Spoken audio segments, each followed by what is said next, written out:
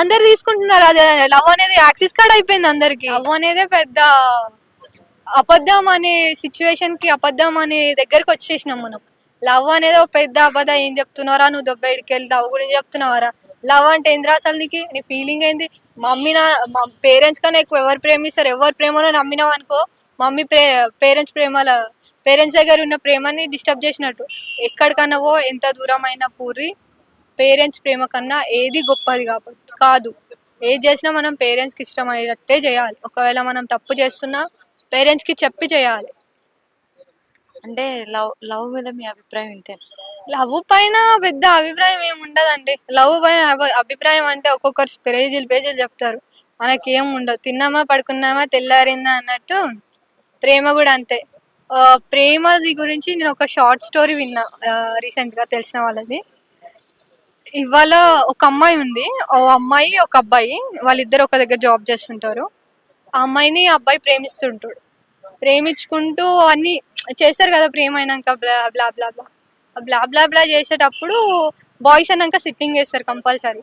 Sitting వేసే టైంలో అరే అమ్మాయిని పెళ్లి చేసుకుంటావారా అంటే, ఏ లేదురా ఎవరు పెళ్లి చేసుకుంటారు ఆమెని, just time pass use and throw అని అన్నారు. ఇప్పుడు లవ్ అనే అన్ని అట్లుంటాయని కాదు, అన్ని ఇట్లుంటాయని కాదు.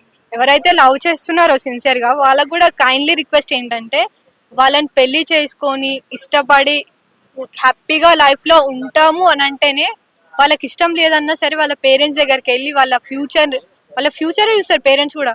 వాళ్ళ ఫ్యూచర్ సెక్యూర్ చేసుకొని వాళ్ళ పేరెంట్స్ని ఒప్పించి అమ్మాయిని పెళ్లి చేసుకోండి. మీకు అంతగా ఇష్టం అయితే ఆ అమ్మాయి దగ్గరికి వెళ్ళకండి. తన ఫ్యామిలీ దగ్గరికి వెళ్ళి నా పొజిషన్ ఇది, నాకు ఇంత శాలరీ వస్తుంది, మీ అమ్మాయిని ఇవ్వండి, బాగా చూసుకుంటా అంటే ఓకే ఫైన్ ఇస్తారు. వాళ్ళు కూడా అదే, పిల్లల సంతోషం కన్నా కావాల్సింది ఏముంది? ఇప్పుడు మనం ప్రేమ అని తిరుగుతున్నాం. వాళ్ళకన్నా ప్రేమించేది ఎక్కువ ఎవరు చూస్తారు? వాళ్ళకన్నా ముందు చూపు ఎవరికి ఉంటుంది? కాబట్టి ప్రేమ మీద బ్యాడ్ అభిప్రాయం లేదు, మంచి అభిప్రాయం లేదు, నార్మల్. ఎందుకంటే ఇట్లాంటి క్యారెక్టర్ కళ్ళ ముందు చూసినప్పుడు లవ్ పైన నార్మల్గా నేను క్వశ్చన్ అడుగుతా, ఇలాంటి లైఫ్, ఇలాంటి ఇన్సిడెంట్ మీ దగ్గర జరిగితే మీరు ఎలా రెస్పాండ్ అవుతారు చెప్పండి? రెస్పాండ్ ఏం లేదు. మీరు మీ కళ్ళ ముందే ఇట్లా జరిగినప్పుడు, ఒకవేళ ఒక అబ్బాయి వచ్చి నేను ప్రపోజ్ చేసినప్పుడు నీ ముందట హానెస్టీగా ఉన్నట్టు, తాగుడు దగ్గర కూర్చున్నప్పుడు హానెస్టీగా ఉంటారా? అక్కడ అసలు నిజాలు పడతాయి. జెన్యున్ గా ఉన్న వాళ్ళు అయితే హానెస్ట్ గా ఉంటారు. జెన్యున్ గా అది ఎలా తెలుస్తుంది మీకు? ఎలా తెలుస్తుంది అంటే, మనం వాళ్ళని నమ్మాలి ఫస్ట్. వాళ్ళు నమ్మిన తర్వాత. ఒక విషయం తెలుసా, నమ్మి తినమ్మా అంటే ముంచి తినమ్మా అని అన్నారు పెద్దలు. దానికి ఏం ఆన్సర్ ఇస్తారు మీరు? నమ్మితే కదా ముంచడానికి వస్తుంది. నమ్మంది ఎవరు ముంచలేరు.